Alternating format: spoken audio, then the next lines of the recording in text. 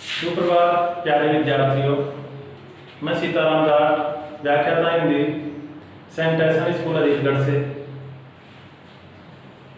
वैश्विक महामारी के इस दौर में लॉकडाउन के चलते स्कूल की तरफ से ऑनलाइन क्लासें लगाई जा रही हैं। कक्षा 12 की प्रथम क्लास लेकर मैं आपके सामने उपस्थित हूँ। इस क्लास में पाठ्यक्रम से संबंधित और विषय से संबंधित कुछ 2-3 बातों पर विचार करेंगे। पाठ्यक्रम कक्षा 12 में विषय हिंदी का पेपर 100 अंक का होगा। उसमें से 20 अंक के सत्रांक के रूप में विद्यालय की ओर से भेजे जाते हैं। शेष 80 अंक का जो पाठ्यक्रम निर्धारित है वो सिलेबस के बारे में आपको जानकारी दे रहा हूँ। पाठ्य पुस्तक इनमें से एक प्रथम पुस्तक रहेगी, मुख्य पुस्तक रहेगी, जिसमें गद्य और पद्य के पाठ होंगे। उस पुस्तक का नाम है सृजन। ये 32 अंक की रहेगी। इस पुस्तक में गद्य की व्याख्या, पद्य की व्याख्या, अति लघुत्रात्मक प्रसंग, लघुत्रात्मक प्रसंग, कवि परिचय के प्रसंग, लेखक परिचय के प्रसंग, निबंधात्मक प्रसंग, ये सारे कुल मिलाकर 32 अंक के होंगे। दूसरी पुस्तक जो पूरा पुस्तक के रूप में है, द्वितीय पुस्तक, उसका नाम है पीयूष प्रवाह। ये 12 अंक की है और इसमें 6 पाठ है। इस 12 अंक की पुस्तक में 2 प्रश्न निबंधात्मक विकल्प के रूप में आएंगे अथवा में आएंगे, उनमें से एक करना है, वो 6 अंक का प्रश्न होगा। शेष 4 प्रश्न आएंगे, उन 4 में से कोई 3 प्रश्न आपको करने हैं, वो 2-2 अंक के होंगे। इस प्रकार से 2 2 4 2 6 अंक के लघुत्रात्मक प्रश्न, 4 प्रश्न आएंगे, 3 उनमें से कोई भी आपको जो अच्छे लगते हैं वो करने हैं, और 6 नंबर का निबंधात्मक प्रश्न विकल्प के रूप में आएगा। इस प्रकार से 12 अंक। व्यावहारिक व्याकरण 10 अंक की होगी। इसमें भाषा, लिपि, व्याकरण, इनकी सामान्य सी जानकारी 2 अंक की। पद परिचय, अलंकार, शब्द शक्ति, पारिभाषिक शब्दावली, ये व्यावहारिक व्याकरण 10 अंक की रहेगी। अब ये किताब चलती है समाज सेतु। ये समाज सेतु एक छोटी सी किताब है जो 11वीं और 12वीं में चलती है। इस समाज सेतु पुस्तक में कक्षा 11 में शुरू के 5 पाठ 1 से लेकर 5 तक आते हैं। इसी बुक में से 6 से 10 तक कक्षा 12 में पाठ आपको पढ़ने हैं। 6वां पाठ 2 अंक का, 7वां 2 अंक का, 8वां 2 अंक का, 9वां 3 अंक का और 10वां पाठ 3 अंक का। इस प्रकार से 12 अंक के ये समाज सेतु पुस्तक में से 6 से लेकर 10 तक पाठ हम पढ़ेंगे, वो 12 अंक के निर्धारित हैं। 5वीं बात पाठ्यक्रम की अपठित बोध। बोध का मतलब होता है ज्ञान, अपठित बिना पढ़ा हुआ। ऐसे 2, एक गद्यांश और एक पद्यांश आएंगे जो 4-4 नंबर के निर्धारित हैं। तो 8 नंबर का अपठित बोध हो गया। रचना, रचना में निबंध एवं पत्र। निबंध 4 अंक का है, तो 8 + 4 = 12 हो गए, और पत्र 2 अंक का रहेगा। पत्र में कक्षा 12 में फॉर्मल लेटर, औपचारिक पत्र हैं। इन पत्रों के साथ में प्रारूप, विभिन्न प्रकार के जो प्रारूप हैं, जैसे नोटिफिकेशन, अधिसूचना, मेमोरेंडम, ज्ञापन, निविदा सूचना, विज्ञप्ति, अर्थशास्त्रीय पत्र। इस प्रकार से ये पत्र का मामला थोड़ा बड़ा है, जो 2 अंक का ही है। कुल मिलाकर इस प्रकार से ये 14 अंक का अपठित बोध एवं रचना, टोटल 80 अंक हो गए। ये पाठ्यक्रम के बारे में बताना क्यों जरूरी है? विद्यार्थी को पढ़ने से पूर्व एक दिमाग में, विद्यार्थी के मनोमस्तिष्क में एक रूपरेखा पाठ्यक्रम की होनी चाहिए कि उसे कितना क्या पढ़ना है। तो ये पाठ्यक्रम है कक्षा 12। अब दूसरे नंबर पर हम चर्चा करेंगे विक्रम संवत के बारे में। विक्रम संवत अब 2077 चल रही है और 2020 इस समय अंग्रेजी कैलेंडर यानी ग्रेगोरियन कैलेंडर के हिसाब से 2020 का वर्ष चल रहा है। विक्रम संवत के बारे में जानना इसलिए जरूरी है। कक्षा 9, 10, 11, 12 इनमें जितने भी शुरू के पद्य के पाठ होते हैं और विशेषकर सारे पाठ भक्ति काल से संबंधित हैं। भक्ति काल में तुलसीदास जी, सूरदास जी, मीराबाई, कबीर, ये सारे पाठ जो आते हैं इनकी जन्म दिनांक विक्रम संवत में दी हुई होती है। तो विक्रम संवत के बारे में जानना जरूरी है। थोड़ा सा विक्रम संवत के बारे में आपको बता रहा हूं। विक्रम संवत उज्जैन के राजा विक्रमादित्य ने चलाई थी। विक्रमादित्य के समय और उससे पूर्व यहाँ अपने भारत पर एक शक जाति हुआ करती थी।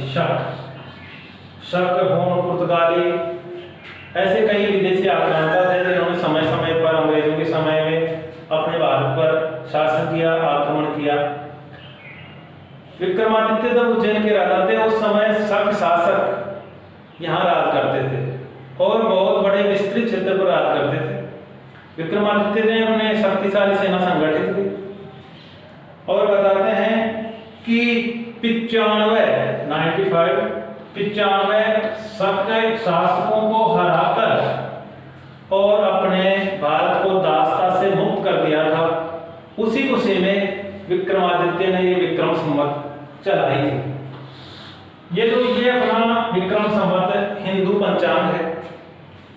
शक संवत, हिजरी सन अनेक पंचांग और चलते हैं, लेकिन हमें अपने पाठ्यक्रम के हिसाब से, अपने भारतीय होने के हिसाब से विक्रम संवत की जानकारी बहुत कम है। अपने देश की जनसंख्या अब 1 अरब 35 करोड़ के लगभग है, लेकिन विक्रम संवत के हिसाब से अपने जितने भी धार्मिक अनुष्ठान हैं विक्रम संवत के हिसाब से होते हैं, लेकिन हमें विक्रम संवत की तिथि मालूम नहीं होती कि आज कौन सी तिथि है। ये एक विडंबना की बात है कि हम भारतीय हैं और ये भारतीय पंचांग है विक्रम संवत। इसके बारे में हम बहुत कम, करोड़ों में ही हैं तो इसको जानते हैं, इसके अनुसार आचरण करते हैं। तो ये विक्रम संवत चूंकि हमें जितने भी भक्ति काल के प्राचीन कवियों के पाठ हम पढ़ते हैं, प्राचीन साहित्य को पढ़ते हैं, तब विक्रम संवत में उनकी जन्म तिथि हमें लिखनी पड़ती है। यदि बोर्ड में मैरिट के बच्चों की कॉपियां देखें, एक कवि परिचय का प्रश्न आता है 4 नंबर का, उस प्रश्न में विक्रम संवत के साथ साथ ईस्वी सन भी हमें लिखनी है। कक्षा 10 में ये जितने भी प्राचीन कवि हैं उनकी जन्म तिथि विक्रम संवत में है, 11वीं क्लास में विक्रम संवत में है, 12वीं क्लास में ईस्वी सन में है। लेकिन हमें दोनों लिखनी है, दोनों लिखकर अपनी प्रतिभा का परिचय देना है। यानी जो भी काम हम करेंगे कवि परिचय का, वो एक सॉलिड और एक शानदार लैंग्वेज में करेंगे। इसलिए हम विक्रम संवत के बारे में जान रहे हैं थोड़ा सा। और ये विडंबना है। विडंबना का मतलब होता है कष्टपूर्ण स्थिति। भारतीय होते हुए भी हम विक्रम संवत से अनभिज्ञ हैं या कम जानते हैं। विक्रम संवत जब विक्रमादित्य ने चलाई थी, विक्रम संवत में 12 महीने हैं, 12 महीने और 12 ही अपनी राशियां होती हैं। 12 महीने और 12 ही अपनी राशियां होती हैं। इस हिसाब से जिस समय चलाई गई थी, इस विक्रम संवत को देखने पर, इसके बारे में विस्तृत जानने पर हमें ज्ञात होगा कि विक्रम संवत आधुनिक एवं पूरी तरह से ये विकसित पंचांग है। जितने भी 12 महीने चैत्र से लेकर और फाल्गुन तक 12 महीने हैं, उनके नाम नक्षत्रों के हिसाब से है।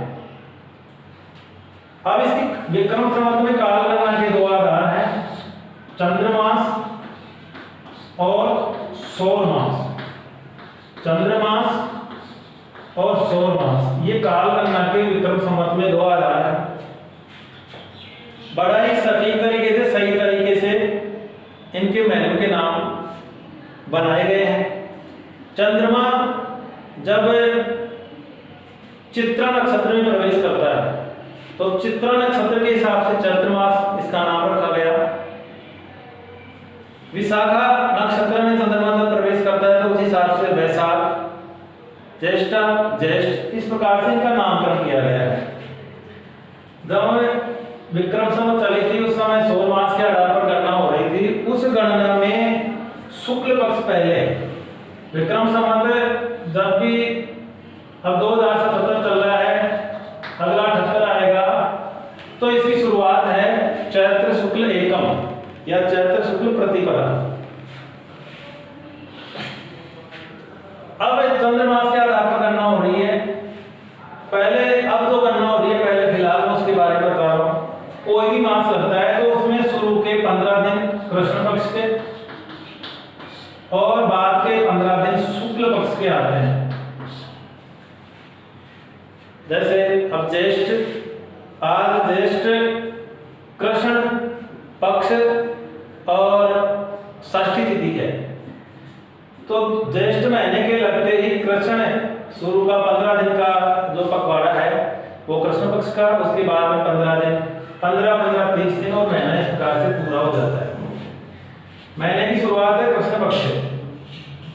ज्येष्ठ कृष्ण एकम, एकम से लेकर 15वीं अमावस्या आ जाएगी 15वें दिन पर। उसके बाद में ज्येष्ठ शुक्ल एकम से लेकर अंत में 15वें दिन में इसमें पूर्णिमा आ जाएगी। 15 + 15 इस प्रकार से तो 21वां दिन हुआ।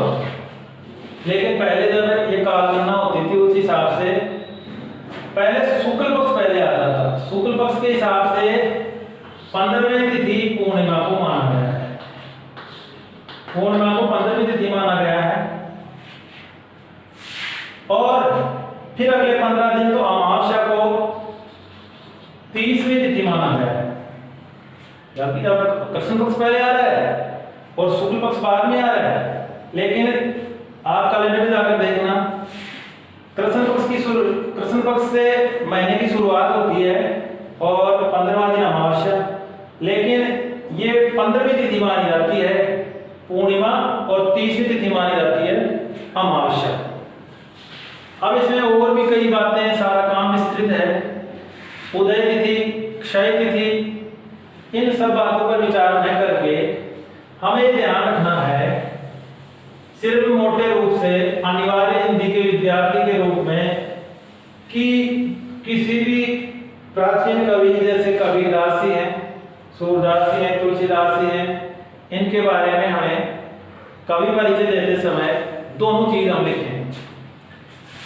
सबसे पहले वो किस साल का इस प्रकार से नाम बताते हुए, जैसे कबीरदास जी का जन्म 1398 ईस्वी में हुआ और 1455 विक्रम संवत, 1455 विक्रम संवत। तो ये इस जो अंग्रेजी कैलेंडर है उसके हिसाब से 57 साल आगे चल रही है। इसमें मोटे रूप से 398 प्लस 58 करते ही 8 7 15 5 10 5 15 आज लिए 1455 विक्रम संवत आ गई। यानी विक्रम संवत या ईस्वी सन में से आपको एक याद करनी है। ईस्वी सन याद कर ली तो उसमें प्लस 57 जोड़ते ही विक्रम संवत आ जाएगी और विक्रम संवत याद कर ली तो उसमें -57 करते ही ईस्वी सन आ जाएगी। लेकिन हमें अक्षर प्राप्त करने हैं तो उसमें इन प्राचीन जो 3-4 पाठ आपके हैं उनमें कवि परिचय देते समय ईस्वी सन के साथ में कोष्टक में विक्रम संवत लिखना है। 1532 ईस्वी में तुलसीदास जी का जन्म हुआ था। इनमें प्लस 57 करते ही विक्रम संवत आ जाएगी तो कोष्टक में हम लेंगे, लिख देंगे 7 2 9 5 3 8 5 यानी 1589 विक्रम संवत, 1589 विक्रम संवत। यानी ईस्वी सन हमें याद करनी है, प्लस 57 करके तुरंत ही कोष्टक में विक्रम संवत लिख देंगे। इससे परीक्षा की दृष्टि में ये जानकारी होगी कि विद्यार्थी को ईस्वी सन के साथ में विक्रम संवत का भी ज्ञान है तो कोष्टक में हम डाल देंगे। ये बड़े अंक प्राप्त करने के अपने तरीके हैं। तो पहली चर्चा हुई पाठ्यक्रम पर, दूसरी विक्रम संवत के बारे में मैंने बताया। तीसरा, अब जो हिंदी साहित्य लिखा गया, हिंदी साहित्य का जो इतिहास है वो बड़ा विस्तृत है। हिंदी साहित्य का इतिहास गारसा दतासी फ्रांसीसी भाषा में उन्होंने सबसे पहले शुरुआत की, फ्रांसीसी भाषा में। उसके बाद में जॉर्ज ग्रियर्सन उन्होंने अंग्रेजी में साहित्य को लिखा। इसके बाद में अपने देश के बहुत से विद्वान लेखक आचार्य रामचंद्र शुक्ल, हजारी प्रसाद द्विवेदी, गणपति चंद्र गुप्त, डॉक्टर राम कुमार वर्मा, मिश्र बंधु में 3 भाई थे, श्याम बिहारी मिश्र, सुखदेव बिहारी मिश्र और गणेश बिहारी मिश्र। इन सब ने ये साहित्य को लिखा। इस साहित्य को लिखते समय सबने अपने अपने तरीके से लिखा, तो उसमें भिन्नताएं मिलती हैं, लेकिन सर्वमान्य तरीके से हम अनिवार्य विषय पढ़ रहे हैं। सर्वमान्य जो आचार्य रामचंद्र शुक्ल का काल विभाजन है, उन्होंने विक्रम संवत में लिखा। अब ये विक्रम संवत 4 नाम है हिंदी साहित्य के काल विभाजन में: आदिकाल, मध्यकाल, रीतिकाल और आधुनिक काल।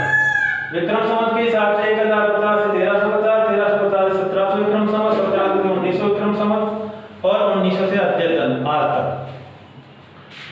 इसमें ये भी हमें याद नहीं करनी है, रखनी है, सिर्फ और सिर्फ याद रखना इन कालों। कक्षा 9, 10, 11, 12 में सबसे पहले भक्ति काल के पाठ शुरू होते हैं। आदिकाल का कोई भी पाठ कक्षा 9 से 12 तक की किताब में, अनिवार्य हिंदी की किताब में आदिकाल के कोई भी पाठ, आदि का मतलब प्रारंभ, इसलिए प्रारंभ के इस काल को आदिकाल इसका नामकरण किया गया। आदिकाल का कोई भी पाठ कक्षा 9 से 12 तक की पुस्तक में, इसमें रासो साहित्य लिखा गया, पृथ्वीराज रासो, विश्वदेव रासो, अमीर रासो, परमार रासो। इसके पाठ अपने 12 तक की कक्षाओं में नहीं है। अनिवार्य हिंदी साहित्य पढ़ते हैं वो उन विद्यार्थियों को तो ये आदिकाल के पाठों में से भी पढ़ना पड़ता है। हमारे पाठ इन 3 कालों में से ही आएंगे। सबसे पहले भक्ति काल। इस काल में भक्ति की प्रधानता थी, इसलिए इसका नाम भक्ति काल रखा गया। और शुरुआती पाठ प्रत्येक क्लास में भक्ति काल के पाठों में से कबीर, सूरदास, तुलसीदास, मीराबाई ये होते हैं। उसके बाद में रीतिकाल के पाठ आते हैं। भक्ति काल के 10 बाद में रीतिकाल के। रीतिकाल मतलब परंपरा। इस काल में एक ऐसी परंपरा चली थी लक्षण ग्रंथों की। एक ऐसी परंपरा चली थी कि विद्यार्थी, ऐसी परंपरा चली थी कि जो कवि हैं वो लक्षण ग्रंथ लिख रहे थे, नायिका वेश से संबंधित, अलंकारों से संबंधित, छंदों से संबंधित, इस प्रकार के ग्रंथ लिख रहे थे। इसलिए इस काल का नाम रीतिकाल पड़ा। इस रीतिकाल के प्रमुख कवि या प्रतिनिधि कवि हैं बिहारी, सेनापति, देव भूषण, पद्माकर। ये रीतिकाल के बहुत से प्रसिद्ध कवि हैं जिनके पाठ हम अनिवार्य हिंदी के रूप में 10 से 12 तक की कक्षाओं में हमें पढ़ने को मिलते हैं। भक्ति काल के पाठ हम पढ़ते हैं, उसके बाद में रीतिकाल के पाठ पढ़ते हैं और उसके बाद में आधुनिक काल के पाठ पढ़ते हैं। आधुनिक काल ये बहुत बड़ा काल है। इस काल में 1850 से 1900 ईस्वी तक का काल भारतेंदु का, 1900 से 1918 तक का काल द्विवेदी युग, 1918 से 1936 तक का छायावाद, फिर प्रगतिवाद, प्रयोगवाद, नई कविता, साठोत्तरी कविता, समकालीन कविता। ये अनेक काव्य परंपरा के एक नए दौर आए। सबसे पहले भक्ति काल के पाठ पढ़ते हैं, फिर रीतिकाल के पाठ आते हैं, अपने पद्य के पाठ हमें, और उसके बाद में आधुनिक काल में ये जो काव्य धाराएं हैं, भारतेंदु हरिश्चंद्र है, दिनकर है, महादेवी वर्मा है, अज्ञेय हैं, इनके पाठ में पढ़ते हैं। तो मोटी मोटी जानकारी हमें इन कालों की होनी चाहिए, भक्ति काल, रीतिकाल और आधुनिक काल। इसमें सबसे पहले जब भी पाठ आते हैं भक्ति काल के, तो भक्ति काल के बारे में हम थोड़ा सा जान लेते हैं कि भक्ति काल क्या है। जैसा कि मैंने बताया, भक्ति काल में भक्ति की प्रधानता थी, इस कारण से इस काल का नामकरण भक्ति काल के रूप में हुआ। इस भक्ति काल में 2 शाखाएं हैं। सगुण भक्ति और निर्गुण भक्ति। सगुण भक्ति और निर्गुण भक्ति ये दो काव्य परंपरा है। सगुण भक्ति का मतलब साकार रूप में ईश्वर की आराधना करना और निर्गुण निराकार के रूप में। देखो तो निर्गुण कवि थे और सगुण कवि थे, उन सबका लक्ष्य परमात्मा को प्राप्त करने का था। ईश्वर की प्राप्ति ही उनका एकमात्र लक्ष्य था। बस उनके आधार थोड़े अलग अलग हो गए। ये इस तरीके से कर रहे हैं परमात्मा की प्राप्ति, लक्ष्य तक पहुंचने का प्रयास, वो उस तरीके से कर रहे हैं। तो भक्ति काल में सगुण भक्ति और निर्गुण भक्ति, इस प्रकार से ये दो शाखाएं हैं। फिर इनमें फिर दो शाखाएं और हैं, सगुण भक्ति में और निर्गुण भक्ति में। सगुण भक्ति में राम काव्य परंपरा, सगुण भक्ति में राम काव्य परंपरा चली और दूसरी तरफ इसी सगुण भक्ति में कृष्ण काव्य परंपरा चली। कृष्ण काव्य परंपरा चली। राम काव्य परंपरा के प्रतिनिधि कवि थे तुलसीदास और कृष्ण काव्य परंपरा के कवि थे सूरदास। दूसरी तरफ निर्गुण भक्ति में ज्ञान मार्गी काव्य परंपरा, ज्ञान मार्गी काव्य परंपरा और एक थी प्रेम मार्गी काव्य परंपरा। निर्गुण भक्ति में ज्ञान मार्गी काव्य परंपरा के प्रतिनिधि कवि कबीरदास, यानी निराकार ईश्वर की आराधना करके ज्ञान के तरीके से हृदय में ज्ञान का प्रकटीकरण होगा, गुरु ज्ञान का प्रकटीकरण करवाएगा, सद्वाद दिखाएगा, तब जाकर ज्ञान मार्ग की प्राप्ति होगी। तो इस ज्ञान मार्ग के आधार पर निर्गुण भक्ति के रूप में ईश्वर को प्राप्त करने वाले प्रतिनिधि कवि में कबीरदास आते हैं। प्रेम मार्गी में प्रेम ही, निर्गुण भक्ति में प्रेम ही ईश्वर को प्राप्ति करने का मार्ग होगा। तो प्रेमिक मार्गी में जैसे पद्मावत लिखा मलिक मोहम्मद जायसी ने, तो उधर प्रतिनिधि कवि प्रेम मार्गी काव्यधारा रखे मलिक मोहम्मद जायसी। तो ये इस प्रकार का जो चार्ट है ये हमें ध्यान में रखना है कि भक्ति काल में दो शाखाएं, सगुण भक्ति और निर्गुण भक्ति। सगुण भक्ति में फिर राम काव्य परंपरा और कृष्ण काव्य परंपरा। निर्गुण भक्ति में ज्ञान मार्गी काव्य परंपरा और प्रेम मार्गी काव्य परंपरा। और हमारी पाठ्य पुस्तक में ये जो प्रतिनिधि कवि हैं इधर राम मार्गी काव्य परंपरा के तुलसीदास जी, कृष्ण काव्य परंपरा के सूरदास जी, ज्ञान मार्गी के कबीरदास जी, इनके पाठ ही लगे हुए हैं। इसको ध्यान में रखना है क्योंकि ये जो चार्ट है ये व्याख्या करेंगे तो हम व्याख्या में ये सहायक होगा। Thank you.